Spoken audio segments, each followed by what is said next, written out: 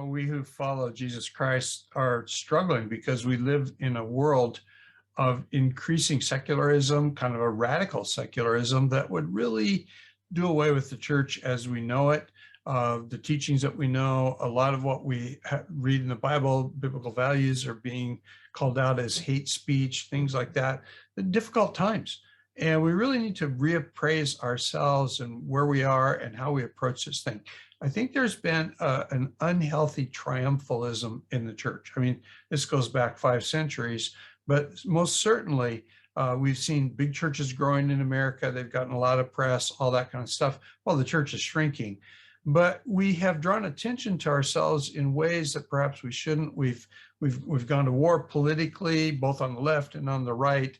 And we really need to stand against secularism, but we need to stand for people, including those people that we see as our adversaries. And so as we talk about this just a little bit, I want to think about salt and light. The Bible says that you're the salt of the earth, but if the salt loses its saltiness, how can it be made salty again? And then it goes on and Jesus says that it's good for nothing but to be thrown out in the street and trampled underfoot of men.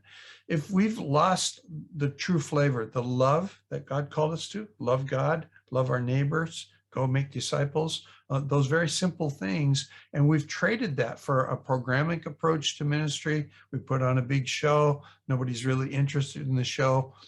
There isn't a whole lot of us that says a whole lot about Luke chapter 4:18, where Jesus said he came for the oppressed, for the poor, for the downtrodden, for those people who are sick, who need to be made well.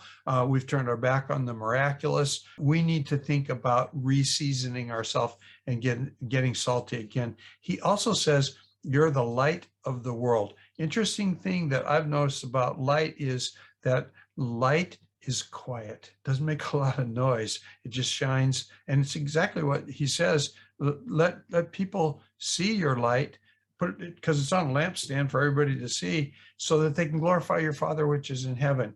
In other words, instead of trampling over us, people would appreciate what we're doing for them, for the communities around, all of that.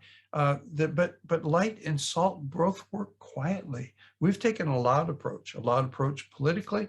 We've taken a loud approach in terms of, advertising, putting on our thing, trying to make the show out of the thing. Those churches that prevailed through COVID were those that got out and served their community in the middle of COVID. I think this whole business of COVID being an accelerator, church attendance is off. We've kind of had a winnowing going on. The people who are serious are still there. The people who are not so serious are gone. That may be a good thing. But what we really need to do is to find a way to put ourselves to work to bless the people around us. And it's probably going to be one-on-one. It's probably going to be a lot more quiet than it's been before. He goes on and says that you're a city on a hill that can't be hidden. People are looking at us, and those people who don't like us are looking at us very closely under a microscope. We've got to live lives where there's no hypocrisy. We're doing the right thing at the right time, sometimes the costly right thing, because there are forces arrayed against us.